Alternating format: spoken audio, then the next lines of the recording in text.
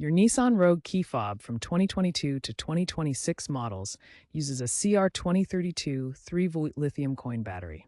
A dead battery can cause remote start, keyless entry, and panic functions to fail. Replacing it yourself is easy. First, flip out the key blade. Then, carefully pry open the fob casing using a flathead screwdriver at the seam. Newer models may have a notch for easier access. Remove the old battery, noting the orientation with positive side up.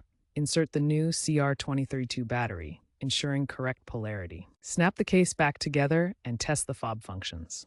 Avoid using metal tools to prevent scratches. If your Nissan Rogue key fob still doesn't work after a new battery, start by reprogramming the remote. Insert the key into the ignition, turn it to the on position 10 times without starting the engine. Then press the fob buttons to reprogram. Nissan dealers provide this service for free if needed. Next, check for interference from Bluetooth or radio frequency devices. This can disrupt the fob's signal.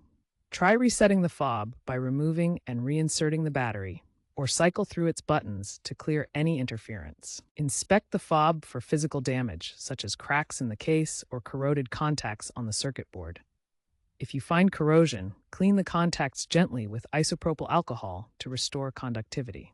As a last resort, if software glitches are suspected, perform a full vehicle ECU reset.